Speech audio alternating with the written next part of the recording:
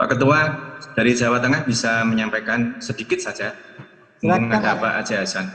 Silakan Mas Hasan. Silakan Pak. Terima kasih Pak Ketum. Terima kasih Pak Aceh Hasan.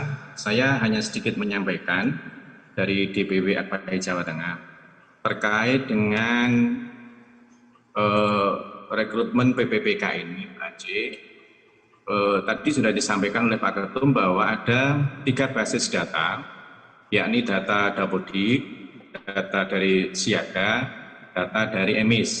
Data EMIS itu data yang dikelola oleh Kemenang, data Siaga data yang dikelola oleh Direktorat PAI, dan Dapodik itu data yang dikelola oleh Kementerian Pendidikan dan Kebudayaan. Di lapangan, guru PAI itu tidak semua mengisi EMIS, Pak Aceh. Juga masih banyak guru PAI yang tidak mengisi aplikasi Siaga. Tapi hampir dipastikan seluruh guru PAI dari jenjang TK, SD, SMP, SMA, SMK pasti mengisi Dapodik, tercover di sana. Jadi takutnya kalau penerimaan PPK ini melalui basis datanya Siaga dan atau EMIS, maka akurasi datanya akan lemah, Pak Aceh. Tapi kalau menggunakan basis data dari Dapodik yang itu memang di lingkungan sekolah, maka ini akan akurat. Jadi dari fakta objektif seperti ini, kami mengusulkan untuk kemaslahatan bersama-sama agar PPPK untuk guru PAI maupun guru mata pelajaran pendidikan agama yang lain itu bisa menggunakan basis data Dapodik, yang artinya biar langsung dikelola oleh Kementerian Pendidikan dan Kebudayaan. Saya pikir terlalu lama kalau melakukan sinkronisasi, karena memang tidak mudah ya sinkronisasi dari 3 buah platform itu, 3 macam platform. Demikian Pak Aceh Hasan Sari, terima kasih. Pak, sebelum Pak Wakil Ketua, Pak Budiman. Ya, kami silakan Pak.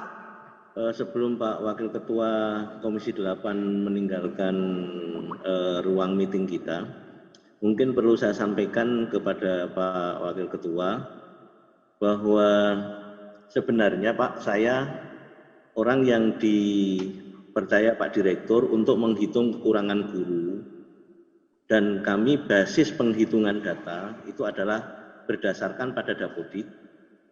Untuk kekurangan untuk guru kita kembali ke Siaga, dan sebelumnya memang kita menggunakan EMIS. Dan tahun 2018 itu sebenarnya bareng-bareng bersama Dikbud, Pak. Dan kita rapat berkali-kali, juga termasuk di dalamnya adalah kita rapat bersama di PMK, Menko PMK. Dan sebenarnya kebutuhan kami juga sudah dihimpun oleh kawan-kawan PMK. Bahkan sampai pada saat itu sudah dipresentasikan ke Pak Wakil Presiden pada saat itu, tahun 2018. Asumsi kami bahwa data yang kami usulkan itu sudah termasuk di dalamnya adalah rekrutmen secara bersama-sama. Kalau misalkan Dikbud ada rekrutmen. Enggak, gini Pak Huda, Pak ya. Nurul, ya Pak. Sekarang nyatanya bahwa ya Kementerian Agama data-datanya itu belum terintegrasi dengan usulan kepada Menpan RB dan BKN, Pak. Itu yang diakui oleh Pak Dirjen tadi saya telepon. Ya, jadi saya kira tugas Bapak sekarang ini ya memastikan supaya data-data tersebut masuk gitu loh, Pak. Dan itu bagian dari 1 juta dari program P3K itu, ya. Iya Pak. Dan itu diakui oleh Pak Dirjen tadi.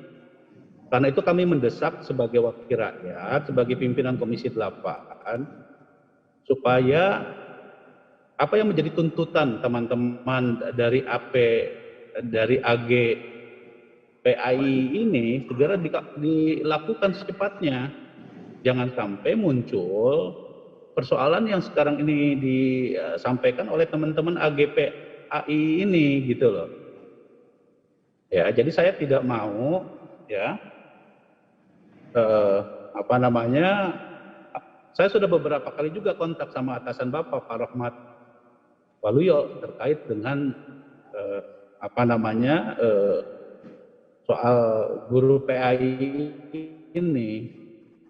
Jadi oleh karena itu, ya, sekarang ini kan jangan sampai ada misalnya kecemburuan ya, terkait dengan pengangkatan program P3K ini, jangan sampai kehilangan momentum, gitu, kehilangan kesempatan.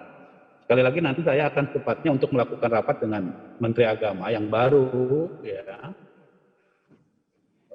terkait dengan guru PAI ini. Ya seharusnya sebetulnya bukan hanya guru PAI Pak, tapi juga banyak juga guru-guru honorer di lingkungan madrasah ya, yang juga seharusnya diakomodasi dalam program P3K ini, gitu ya. Nah, karena ini konteksnya kita diskusi tentang menerima aspirasi terkait dengan guru PAI, tentu ya ini harus menjadi prioritas gitu loh. Saya kira itu Pak ya.